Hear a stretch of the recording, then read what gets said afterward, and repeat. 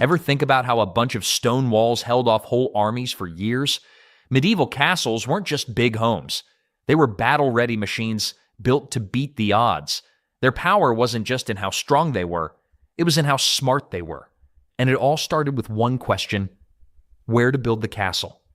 These builders chose high ground whenever possible: hills, cliffs, and rocky outcrops, forcing attackers to fight gravity before they even reached the walls. The ultimate medieval workout plan: climb a steep hill in full armor while people throw rocks at you. At Edinburgh Castle in Scotland, attackers had to trudge up a steep volcanic rock that left them exhausted before battle even began. Water features provided instant protection on multiple sides.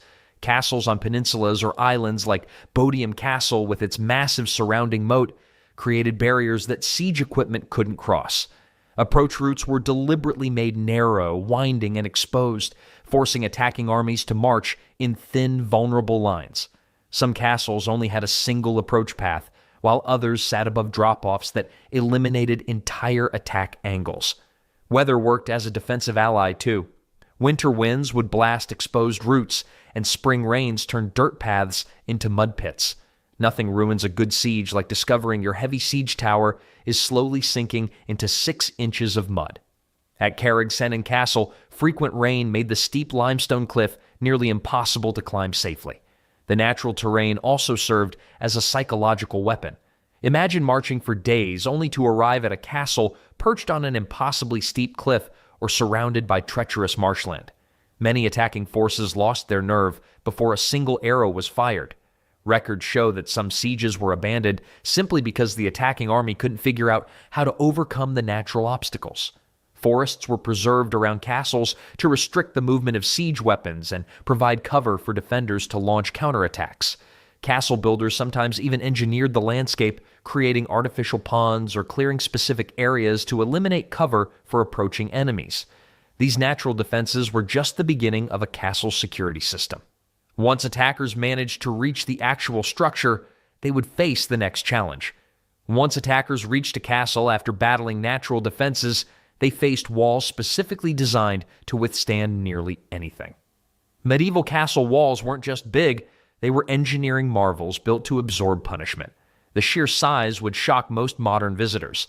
Many castle walls stood 20 feet thick, about the length of a school bus. Dover Castle's walls measured nearly 21 feet at their thickest. Medieval contractors never had to worry about their clients complaining, "I said thick walls, not that thick." This massive thickness served a practical purpose in absorbing energy from battering rams and other siege weapons. Medieval wall construction followed a clever sandwich approach. Workers built 2 parallel stone faces and filled the space between with smaller stones, broken rubble, and mortar. This rubble core created walls both immensely strong and somewhat flexible, able to absorb impacts without cracking. Many featured a sloped base called a talus that deflected attacks upward instead of straight into the wall, making battering rams less effective. It also created a troublesome angle for siege ladders. Medieval architects discovered that slippery slope wasn't just a logical fallacy, it was a great defense strategy. Sophisticated castles featured concentric walls, an outer wall and a taller inner wall. This meant even if attackers breached the first wall, they'd find themselves trapped in a killing zone between walls, with defenders shooting from both sides. Talk about being caught between a rock and a hard place. Literally. Some builders incorporated small pebbles into sections where enemy sappers might try to tunnel under walls. These loose materials would shift and make noise when disturbed, alerting guards to digging activities. Medieval alarm systems, no batteries required, just physics and gravel. While these mighty walls could withstand tremendous punishment, resourceful attackers developed specialized weapons to overcome them. But even the most formidable siege equipment often found its match in the castle's next line of defense. Gatehouses weren't doors. They were mousetraps, but the mice wore armor. The gatehouse represented both the weakest point in castle defenses and, paradoxically, often the strongest. Medieval engineers transformed what could have been a vulnerability into one of history's most ingenious death traps. A typical gatehouse consisted of multiple barriers. First came a drawbridge over the moat. Behind this waited heavy wooden doors reinforced with iron, but the true danger lay just beyond. The most crucial defensive element was the portcullis, a heavy wooden or iron grate that could be dropped from above. Many advanced gatehouses featured two portcullises spaced about 20 feet apart. Medieval architects invented the world's first crush zones long before car manufacturers thought of them, except these were designed to crush people, not absorb impact. The ceiling contained murder holes, openings through which defenders could drop rocks, boiling water, or burning pitch onto trapped attackers. Nothing says unwelcome guest quite like a hot oil shower from above. Some murder holes at major castles measure over a foot wide, allowing for particularly unpleasant surprises. Arrow loops line the walls, allowing archers to fire from protected positions. These narrow slits gave defenders a wide field of fire while presenting the smallest possible target. Medieval arrow slits, the original "I can see you but you can't see me" technology. The entire gatehouse is usually projected outward from the main walls, creating a three-sided kill box. This arrangement allowed defenders to rain down destruction from above and both sides simultaneously. The gatehouse at Beaumaris Castle extends nearly 40 feet beyond the main walls, creating a gauntlet few attackers survived. Some castle designers added devious psychological elements like sharp turns that disoriented attackers and prevented battering rams from building momentum. Medieval equivalent of "you can't get there from here" was literally built into the architecture. The most cunning trick was the false gate, a convincing-looking entrance designed to draw attackers into an even more heavily defended area. Medieval catfishing, when that attractive entrance turns out to be a deadly trap.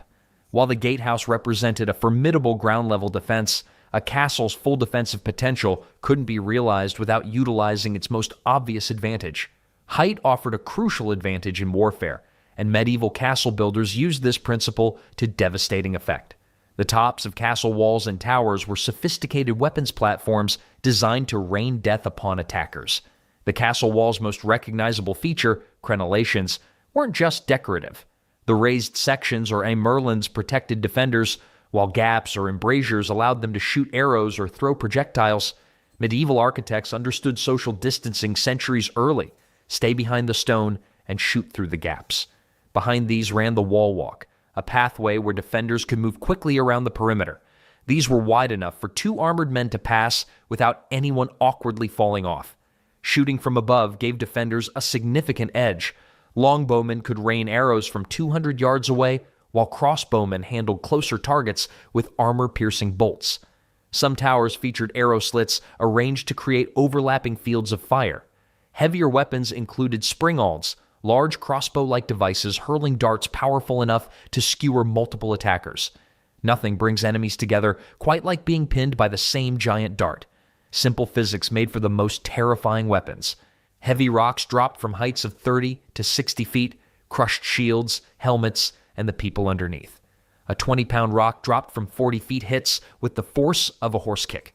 Defenders heated sand or water. Contrary to popular belief, oil was too expensive for regular use to pour through machicolations, stone projections with floor gaps. Hot sand would get under armor, causing excruciating burns, while boiling water could scald attackers to death. While these elevated defenses made direct assaults nearly suicidal, determined attackers often tried to bypass walls entirely. This led castle designers to develop yet another critical defense. Approaching a medieval castle wasn't as simple as walking up to the front door.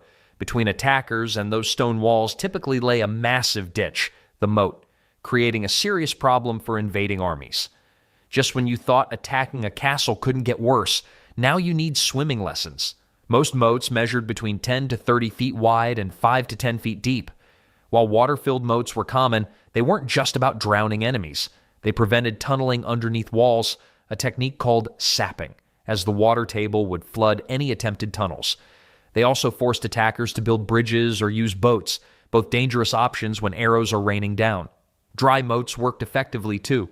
These deep trenches could contain sharpened stakes, metal spikes called caltrops, or in warmer regions, even dangerous animals. Nothing says go away quite like a ditch full of snakes. Some castle builders took psychological warfare to new levels by filling moats with sewage and rotting garbage. The smell alone might make attackers reconsider their plans. Crossing these barriers required portable bridges or massive filling operations where soldiers would dump dirt and timber into sections of the moat, all while being targeted from above.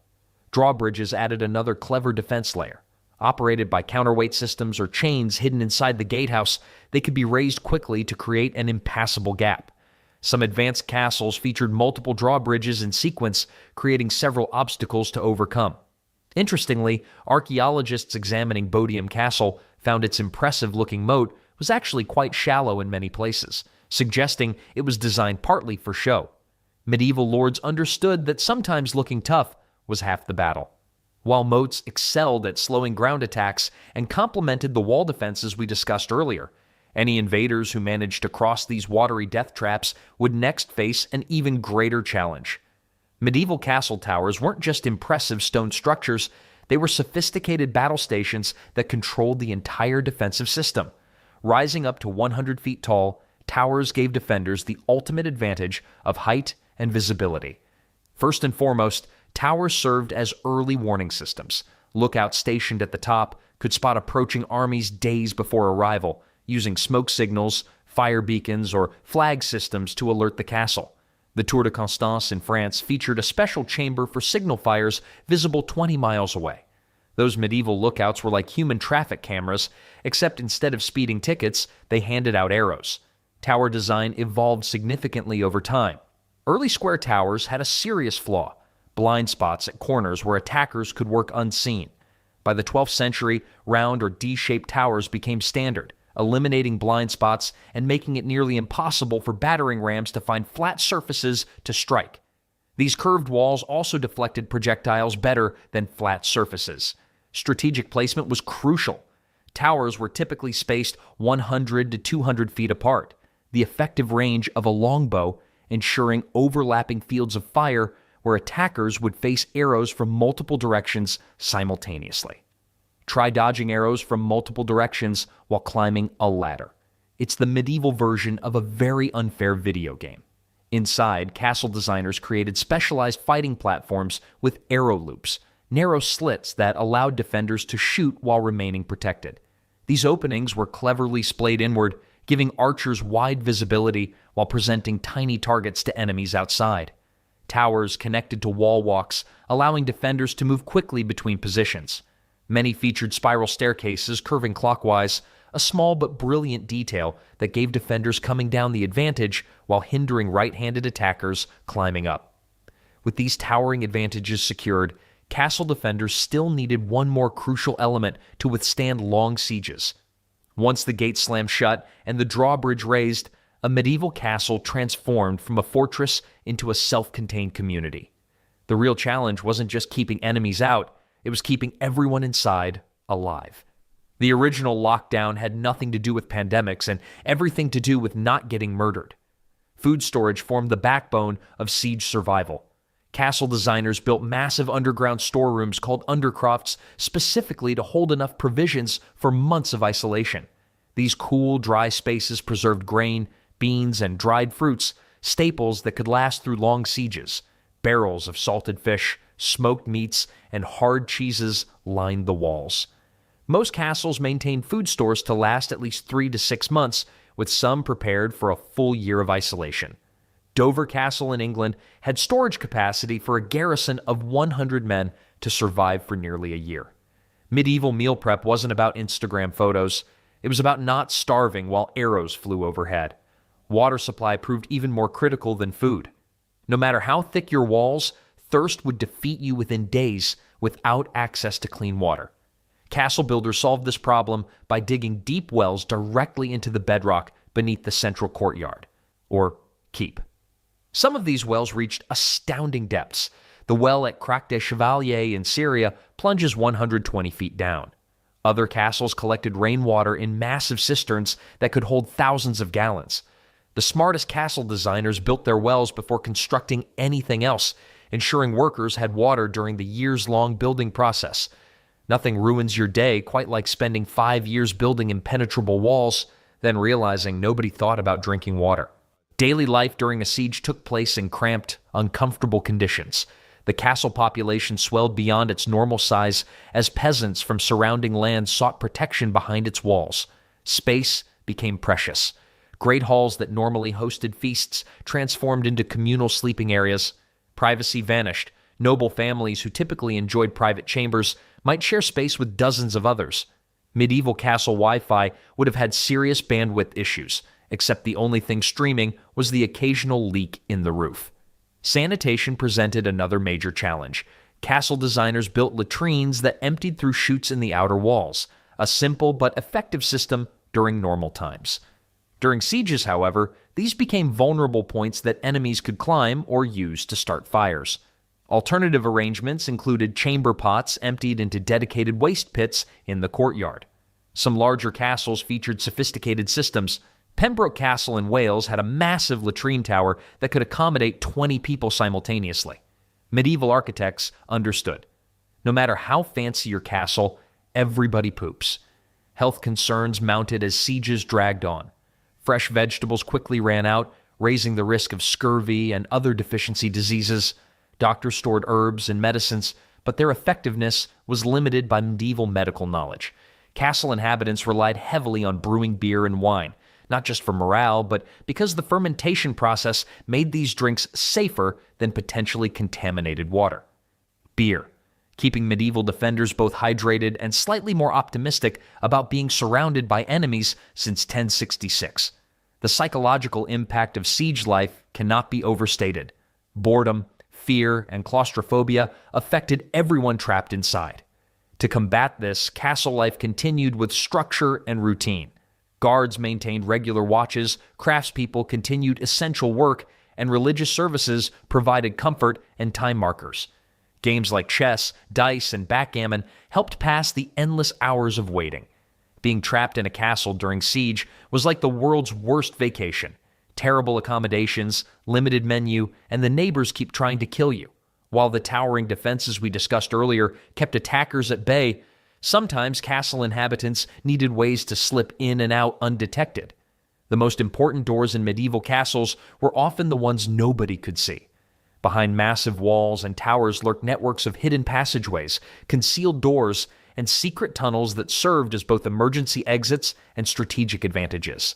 The original emergency exits didn't have those annoying alarms, but they did occasionally have snakes. Secret escape tunnels known as posterns or sally ports allowed defenders to slip out undetected during sieges. These narrow passages typically emerged far from the main castle in wooded areas or ravines. Dover Castle features a famous example, a 200-foot tunnel through solid chalk cliffs that wasn't rediscovered until 1794. These weren't just emergency exits, they were medieval versions of ghosting an unwanted party guest. These hidden routes enabled defensive raids. Small groups could sneak out at night to sabotage enemy siege equipment or attack sentries. Records from the 1216 siege of Dover Castle describe defenders using sally ports for nighttime attacks that destroyed enemy catapults. Most of these exits had multiple sharp turns to prevent enemies from rushing in if they discovered the passage. Some castle tunnels served more practical purposes, connecting different buildings within the complex. During peaceful times, these provided convenience. During sieges, they allowed defenders to move reinforcements quickly without crossing open areas where they might be targeted. False passages represented a darker aspect of these systems, deliberately designed traps for infiltrators. Some led to dead ends where enemies would be cornered, others contained hidden pits with spikes at the bottom. Caerlaverock Castle in Scotland featured a fake escape tunnel that led to a flooded chamber where intruders would drown. The secrecy of these passages created vulnerability as well as strength. Several castles fell because of betrayal involving hidden entrances. In 1330, Nottingham Castle was penetrated through a forgotten tunnel from a nearby tavern. At Chateau Gaillard, attackers discovered an unguarded toilet chute that allowed them to infiltrate the fortress. The castle designer who forgot to put guards near the bathroom probably had a really bad performance review. While secret passages provided crucial advantages during attacks, the ultimate defense remained the castle's ability to resist and counter the specialized siege weapons that attackers brought against its walls. Medieval siege machines were impressive, but castle defenders weren't just sitting around waiting to be crushed. They developed countermeasures that turned attacking a castle into a deadly game of medieval chess. When attackers rolled up with battering rams, giant logs with metal caps, defenders would drop massive stones directly onto them from the battlements. These weren't pebbles. We're talking about boulders weighing hundreds of pounds that could splinter wood and crush unfortunate soldiers below. the medieval equivalent of dropping a piano on someone's head, except nobody got a funny tune at the end. Fire was another favorite defender's tool. When siege towers, those massive wooden structures on wheels, approached the walls, archers would unleash volleys of flaming arrows at them. Defenders also used long hooks on ropes to grab the towers and pull them off balance. Nothing ruins your day like climbing a 60-foot siege tower only to feel it suddenly leaning sideways like a drunk trying to climb stairs. Trebuchets presented a different challenge. These giant catapults could hurl stones from a distance, so defenders reinforced walls where impacts were expected and conducted nighttime raids to sabotage these machines. Some clever defenders even counted the seconds between launches to predict where to avoid standing. One particularly nasty siege tactic was biological warfare. Attackers would sometimes catapult diseased animal carcasses over the walls. The defenders' response? They catapulted some of the mess right back, along with beehives and wasps' nests. Talk about returning unwanted gifts with interest. Countermining was crucial when attackers tunneled under walls. Defenders dug their own tunnels to intercept them, flooding enemy tunnels with smoke or releasing attack dogs. Many castles kept specialized anti-siege equipment ready, including wooden frames called hoardings that could be quickly assembled to extend the range defenders could drop things from. While the previous section showed how castles used architecture to create death traps, these active defenses proved medieval defenders weren't just relying on thick walls. They fought back with ingenuity that would make modern military strategists proud. And when all else failed, they always had one more powerful weapon in their arsenal. Success in medieval warfare often came down to who could last the longest. Castles turned time itself into a weapon against attackers. Psychological warfare was a key strategy. Defenders would feast on battlements, making sure the smell of roasting meat drifted toward hungry besiegers. Medieval trash talk didn't need words. Just a chicken leg waved tauntingly from a tower window. Sieges bankrupted attackers. A typical army in the 1300s cost about 500 gold pieces daily. After weeks of going nowhere, many lords simply ran out of money. The siege of Kenilworth Castle lasted 6 months before attackers gave up. Weather favored defenders. Winter sieges were brutal for armies camping outside. More soldiers died from cold, disease, and hunger than from fighting. Castle residents weren't staying at a 5-star resort, but compared to attackers sleeping in mud, they might as well have been. Castle defenders mastered surprise attacks called sorties, small groups rushing out from hidden gates to target siege equipment or supply lines before quickly retreating. Deception helped too. Helmets on poles made it seem like more soldiers guarded the walls. Trumpets and drums created the impression of reinforcements arriving. The most effective defense was often patience. About 60% of castle sieges ended with attackers simply giving up. While the previous section showed how castles actively fought against siege machines, this combination of patience and psychological warfare completed their defensive strategy, turning stone structures into active participants in medieval power struggles.